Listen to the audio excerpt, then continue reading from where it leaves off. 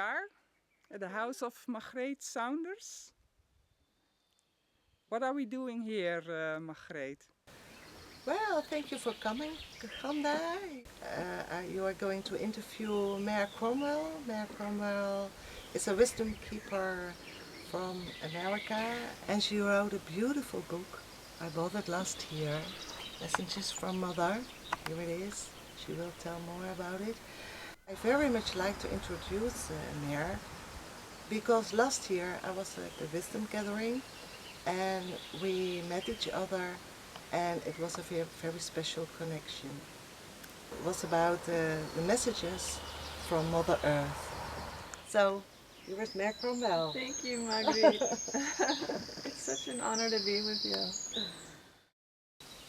In this book, there are these messages that I say I downloaded them. Some might say I channeled these. But whatever the word is, I receive messages from Earth Mother all the time. It's very, very humbling to receive these. Share the story about how it is that I came to this place of working so closely with Earth Mother, because it's not really anything that I ever envisioned that I would do in the future. If you asked me what my life plan would have been a number of years ago, this wasn't sort of on the horizon. But I have been studying now for some 18 years with Native American teachers, and well, it was 2 years ago, in the early June of 2012, I have a good friend who's an Algonquin medicine man, and he and I had started working together, and he was teaching me various things, and he contacted me because he works very closely with Earth Mother. He's been communicating with her all his life, and he's one of these people who can see spirit as I see Marguerite here across from me, or I see the trees over there. He can see spirit. And so Earth Mother asked him to do a ceremony for her that would be just him and me doing the ceremony. And we met in the first weekend in June in 2012 in a park up in New England in the United States. And he said to me prior to the ceremony, he said, I'm going to be bringing Earth Mother's energy and her consciousness into your spirit body. This is what Earth Mother wants me to do. But I'm not sure how you're going to disconnect after we do the ceremony. And I told him, I said, I'm not concerned about that because I know my work is to serve Mother. I've known this for a long, long time. I just didn't know in what way it would manifest. Shortly after that ceremony, I was also grappling with a diagnosis of lymphoma, which is, a form of cancer with the lymph system.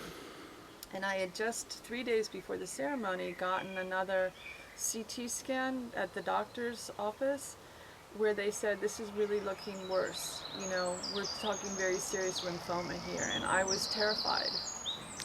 So I had just several days before that ceremony gone to the doctor's office because I wasn't feeling that well, and I'd already been told the year before that I had one enlarged lymph node. And I had been taking herbs and supplements and seeing healers and really staying away from the doctors and all of their chemicals. I was not at all interested and was guided to not take that route for healing. And but just several days before that ceremony, I went back in because I wasn't feeling that great, and I could tell that they were swelling more than they had been. And they did the CT scan, and they said, yes, this is looking much worse. We're really saying lymphoma now. And the timing was so interesting, and it was not at all a mistake. That just after that, then I did the ceremony for Earth Mother with my Algonquin friend. And then several days after that, I went to see a healer who works with different types of music, and she guides you through, it's kind of like a journeying experience where you go deep to touch your shadow self, and your spirit guides guide you. And so she led me through this healing session with the different types of music that guide you. And at the end was the sound of the ocean waves on the beach, that very meditative, still sound. It was so beautiful. But when she played that, I distinctly could feel and hear this huge dolphin spirit in the room came into the room and very clearly said, "You must go to the ocean. We are calling you to the ocean." And I was floored because that had never happened to me before. And I said to this healer, she was a friend, I said, "Please will you play that over again? Because the dolphins have come in and they're calling me to the ocean." And so she played it again, and it was the dolphins and the whales. So both of them were in the room, very powerfully saying, "You must go to the ocean. We are calling you to the ocean." And I, at that point, with the spiritual work that I was seeking to do for Mother, and knowing that here I was dealing with lymphoma and not feeling well physically, it was like, okay, if that means that is how I'm going to heal, I will go to the ocean because I'm following this guidance, you know. And at that point, I was already starting to get a few messages, but very subtle. And so 10 days later, I went to the ocean. I stayed in an area called Chincoteague and Assateague Island. It's huge wild shoreline there in Maryland and Virginia. And I did ceremony the whole time. I got very little sleep, and things started to just move really fast, and these messages started to come in so clearly. And the first main message was I needed to put aside this other manuscript, this other book I had started that was going to be on the sacred feminine and my healing journey through the lymphoma. I needed to put that completely aside, and I was given the title of the book. This is what you're going to write. I was given the whole table of contents, what each of the messages was going to be about. And in the middle of the night, I was basically just started listening and hearing. There were messages from the dolphins, messages from the whales, and then Earth Mother's first message. It was very distinct consciousness. It was different for each message. I was told that the messages from the dolphins and the whales, I didn't need to put those in the book, but that this first messages from Earth Mother was going to be definitely a key part of the book. And, you know, then the next night when I was there, I was kicked out of bed by Mother at 4 a.m. "Get up now, you need to claim the website." You know? And so I'm on the internet with my computer. I claim this website, messagesfrommother.org. And then it's so interesting how this works is I thought, well, okay, I'll start to develop the website and the look and all that. And then it just stopped working. I couldn't do anything more on the website, and I hear a very clear message saying, "You must now go to the beach for the sunrise ceremony." So, so it was all so dictated. What I did every moment: get up, do ceremony, get up, get on the computer, listen to this. By the time I left, I checked out of the hotel room there, I was so exhausted. But I came back to my house where I'm living in Maryland, and within 5 weeks I had the whole book written. Yeah, it was so fast, and it was really just listening. And sometimes I need to do ceremony. There's one particular section in the book called Earth Mother's 13 Commandments and 13 Precepts. And that was a tough one initially to write, because Mother was saying, "We need to write this." And I'm like, "Well, what do you want me to write? That's huge. Earth Mother's 13 Commandments." And now I call them Earth Mother's 13 Love Directives.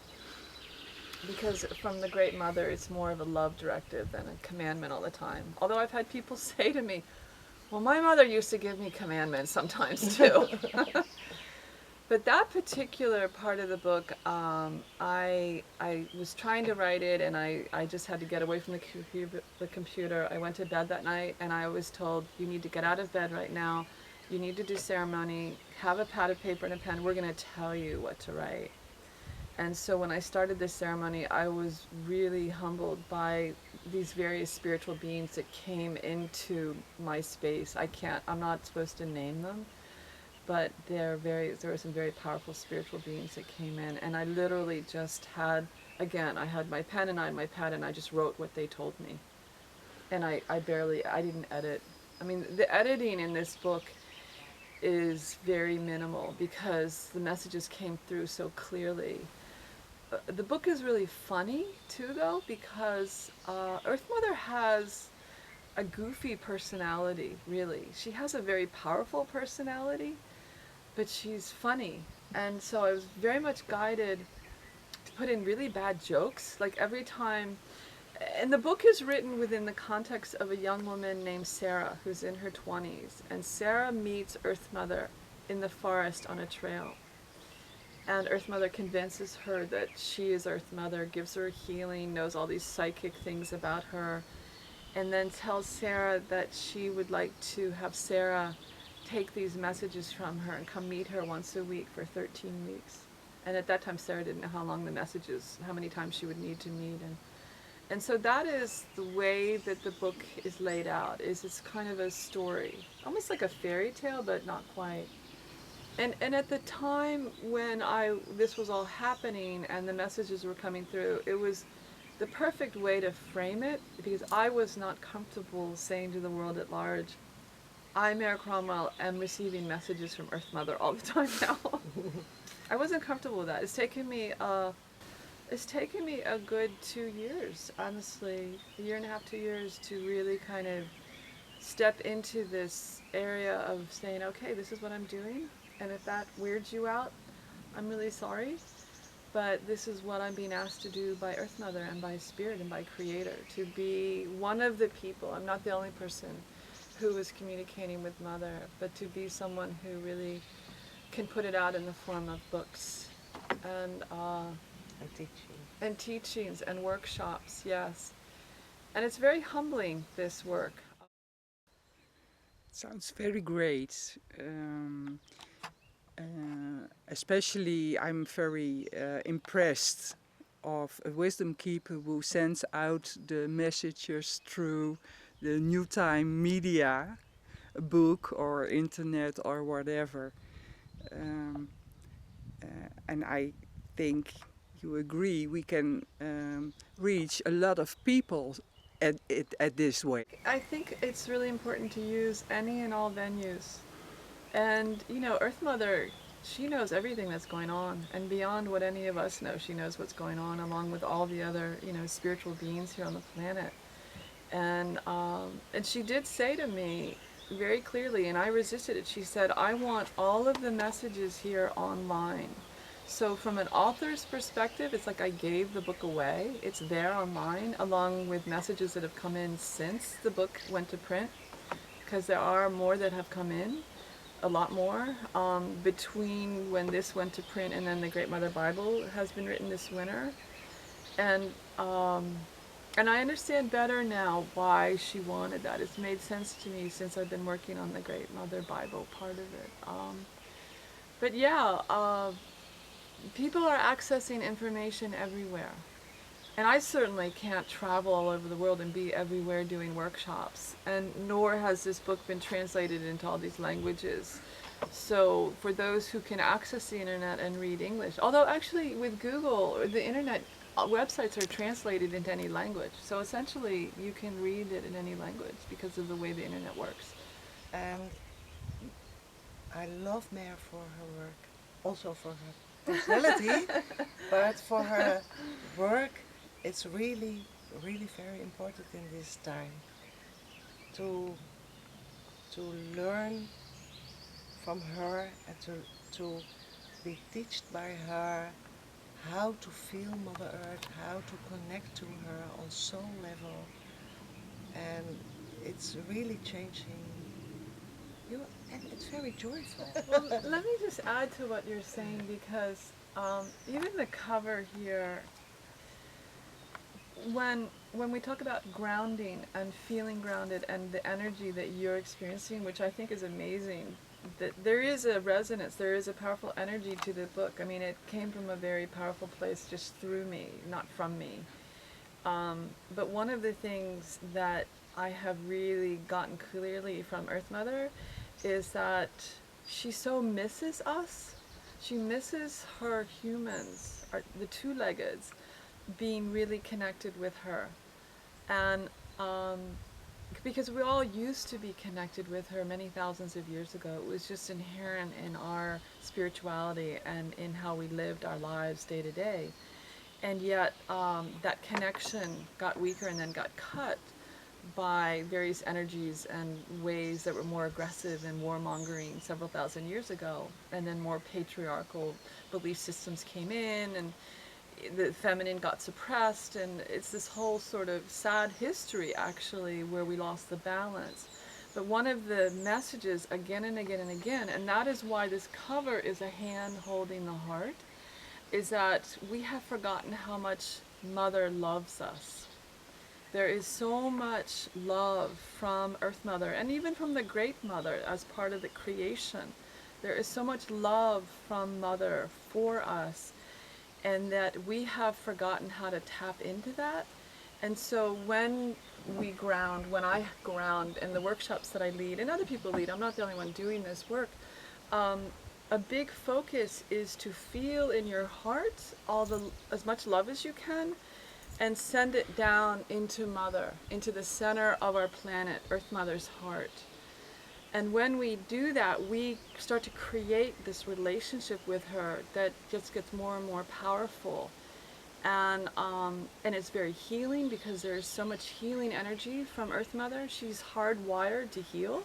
That's what she is about. She heals everything. She heals the land. She heals us. When we tap into her, it's amazing the energy that comes in. But that's one of the biggest teachings, is that we have a choice, and we can reconnect with her in a sacred way from our heart anytime.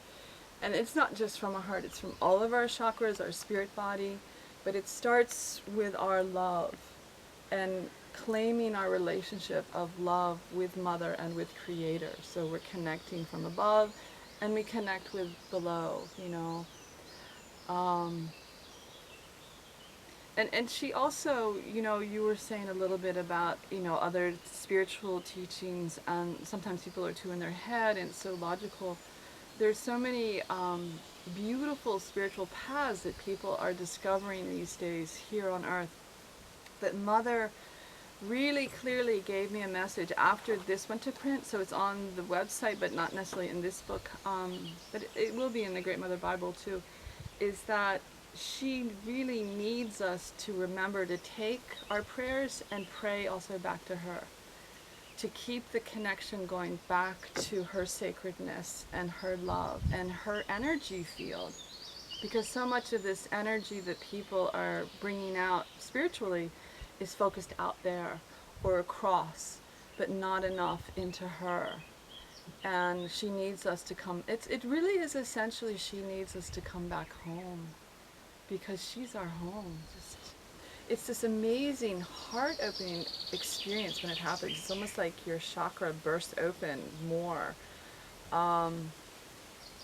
because of the love that comes in when we connect with Mother. And she wakes us up. It's like she just, and it can be gradual or it can be, and I lead this guided visualization about connecting with Earth Mother from an energy cord that we create down our spine all the way to the center of her heart, and then we bring that energy up through all our chakras, starting from our feet, through our legs, through the chakras, to going to Source, to Creator, and then asking Creator to connect and bring in Creator's love energy. So there's this amazing amount of energy moving through us that goes straight to Mother's heart too. You know, you have to be a lot of courage to follow your soul mission, and don't listen too much to the world around. It tells you what's good for you, but only in your heart you know what you have to do. And if you do it more and more and more, you become like Mayra, and you only listen to that. And she did. So she is an example for the women, and of course also the men, but I think strongly for the women in this world who are more suppressed than the men, that come out for what is your soul mission. And even if you don't know, but you are called, you have to follow that. And that's what Mayra did. So that's fair. She has a lot of courage. Well, it was really kind of the message I got with the lymphoma diagnosis, and then things were happening so fast that June, where then I was called to the beach by the dolphins and the whales, and then the messages started coming through. What I kept on hearing was, if you want to heal, you need to surrender, and I will guide you. You know, that was what Mother kept on saying. surrender. Keep on listening. Do this work that, you know, that I'm asking you to do, and I will take care of you. And she kept on saying, no, no, no, you don't need to go back to the doctors. But you trust that, Mare? I did. I trusted it because I don't. It's hard to say. Why did I trust it? I think it's because I felt so much love when I was in the process of being so connected. You know, when I was at the beach doing all that ceremony and getting the first instructions, like this is a book, and there was just so much love and joy, and the path of going the other direction and saying, oh, you need to spend all this time at the doctor's office and you need to take chemotherapy, and that was like the path of fear. And I was like, no, I can't do that. It doesn't feel right at all to me. I want to go the path of love and trust. And Mother just kept on saying, trust me, keep on listening, keep on writing, put the book out. I mean, as soon as the manuscript was finished, then it was like the message was, this needs to go to print very fast. And because this was my second book, my first book is called If I Gave You God's Phone Number. It's interviews with really different people.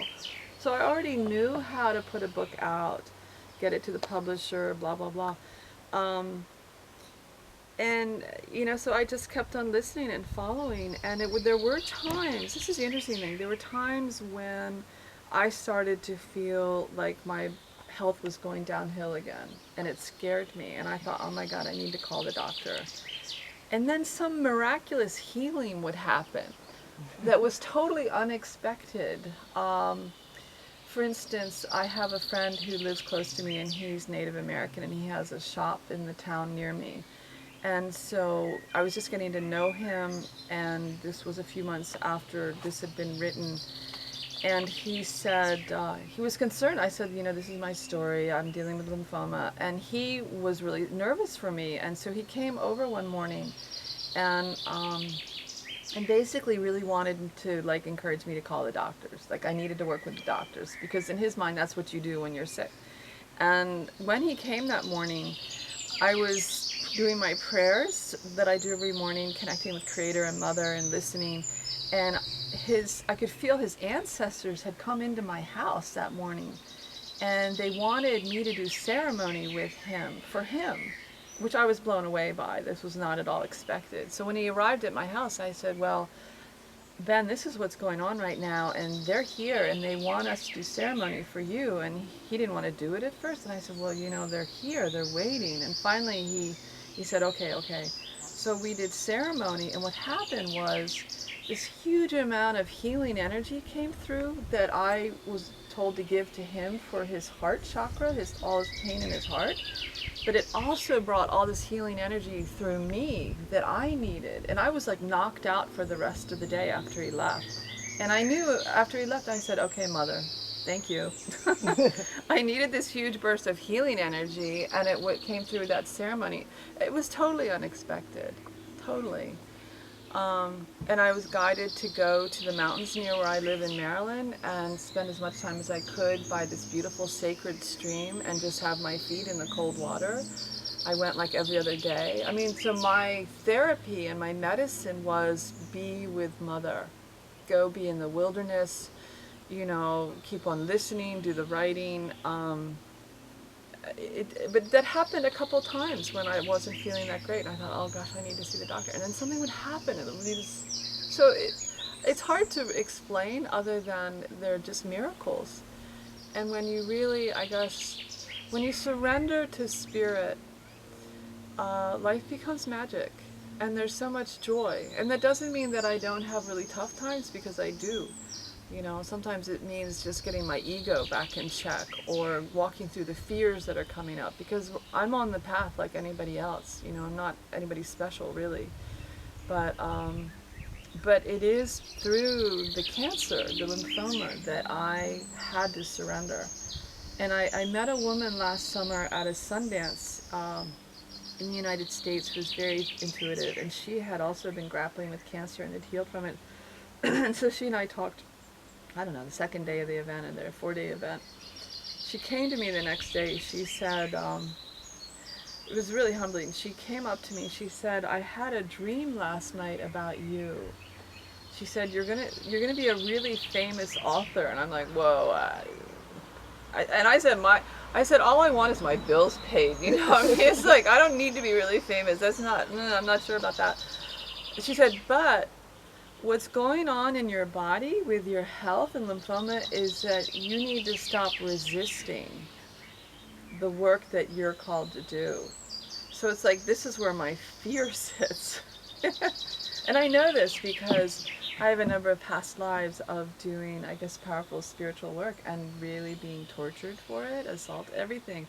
Because really powerful women who are gifted, and there are many more, far more than me, you know, we weren't treated well over the centuries.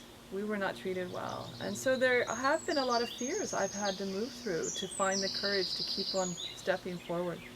You know, to be this open and say, yes, I'm talking with Earth Mother and she's talking to me.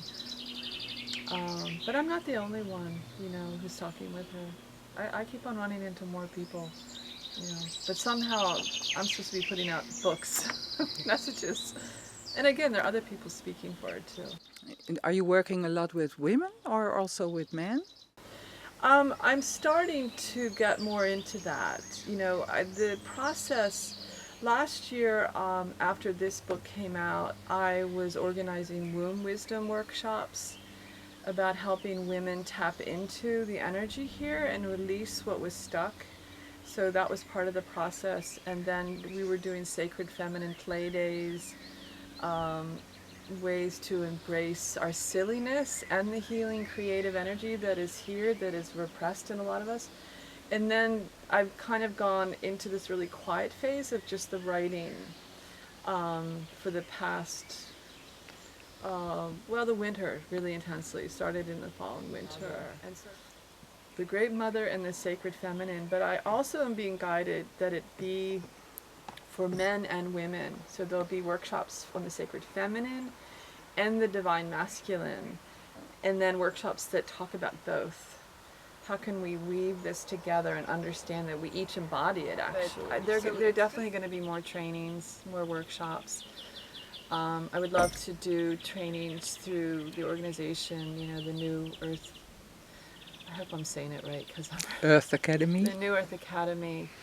Because I've been using the term the new world being born for a while. Like, I really feel Earth Mother is shedding. You know, there's so many energies afoot that are shedding these old ways that aren't serving, that have led to so much imbalance and so much woundedness. And so time will tell, but yes. Do you have an idea how you can teach, perhaps through video or something? You do it now by books, but Yeah, is I it? have some ideas. Yeah, it's not something I have had the resources to develop yet. But I know that there are many ways. Like, I would love to do videos to teach about ways to connect with Mother and Creator. I mean, it just is maybe so simple, actually, but I haven't been able to manifest it yet. You know, I would love to do webinars, you know. I mean, all of those things are very possible, and I anticipate they will happen. It's just sort of the timing, because it's very time consuming to actually produce a book. So the answer is yes, and it will all manifest. I know it will. It's Mother's plan. It's like it's us doing this video right now. I mean, this is so humbling and an honor, and it's like, okay, Mother set this up. There's so many ways for people to receive, you know, information these days, through the internet, through webinars, through videos. And I think the most important thing with at least the work that I'm being asked to do is to, yes, spend time at the computer taking the information in, but then go outside. Because Earth Mother is everywhere. I mean, she's inside too. She's everywhere. But go outside and go barefoot on the grass. Send your energy and your love through your feet straight down to Earth Mother's heart. Ask her love to come back up into you through the soles of your feet, the arches there. Spend time outside with her. go for a walk in the forest. So it's just really important to take the time as best as we can in our busy lives, go outside and connect with this beautiful sacred planet that we live on. May I ask your vision about New Earth? What is New Earth for you? Or new paradigm? Ah, you know, it's interesting actually because the very last message here in this book is where Mother takes Sarah, the young woman in the book who's taking the messages from Mother, as this was written, the context here. Mother takes Sarah on a journey to the future, and it was really beautiful writing that, you know, just getting the visions of what I was supposed to write in here for that piece, because Mother takes Sarah to a village, and in the village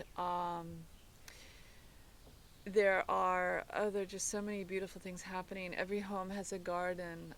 There are no prisons, because if people are ill in their spirit and they do things that are hurtful or harmful, that violate the code, they go and live with in a separate part of the village with the medicine people, and in that atmosphere they are healed. And there are all sorts of different ways of healing, tapping the wisdom of the plants. Each home has a special kind of generator system that sources the sunlight, that's very quiet, that provides whatever energy they need. There's a separate place off outside the village that's very sacred, where medicine people go to rest for their own health and recouping their energy. There are animals, you know, that are in fields around the village. That it's all done from a place of deep compassion, and people barely need to talk. You know, there is this empathic communication from the heart. And so Sarah and Mother, they're on the outside and they're just watching, and Sarah's asking questions and Mother is trying to explain it. But Sarah feels this beautiful, beautiful energy from this village, you know, a village of the future. So it's a tight community. There is so much balance. The healing is inherent in everything they do. The working with the plants is on a deeply spiritual basis. There's so much more, but that's kind of the gist of it. It was really fun to write that. So my third book is coming out, and that was another set of messages, really. Kind of different, because in this third book it's going to be called The Great Mother Bible.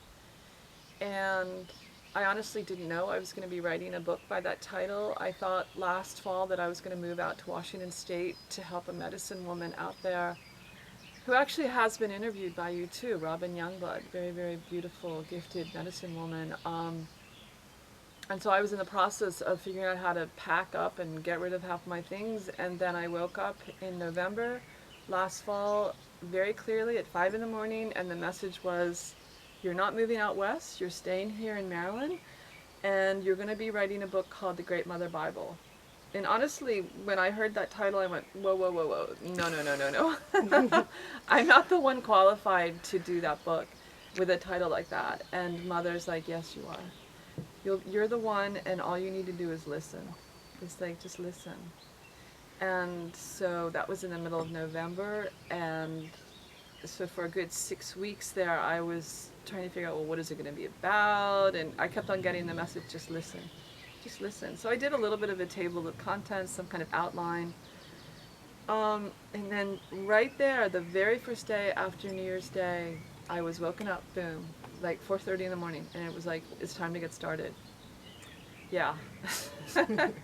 And this was in Maryland. We had the coldest winter in 2014 in most of North America. And so I was really essentially hunkered into this house, this cute little cottage kind of house. I had the wood stove, I had a big pile of wood outside, and I wrote in my bed because it was the warmest place in the house, you know, especially in the morning, because every morning Mother would wake me up really early. And so the way that book is framed is honestly conversations between me and Mother. And so I would, every day started where I would write, okay, it's 4:30 in the morning, it's about 0 degrees Fahrenheit outside, And I'm here in bed and I'm, okay, Mother, what's up, you know? And I had questions for her and she addressed it, and it was a very, very intense winter of writing. Well, thank you, Mare Cromwell, for telling us so much about your wisdom, and we like to share it. Well, Thank you you. you can call it Mother's wisdom. It just Mother's wisdom. it comes through me. I'm her messenger, one of many messengers. It's very humbling to do this work. Well, thank you, ladies. Thank you too for the interview and for inviting us. It's Thank been you. fun. It's been great. Thank you, Gonda.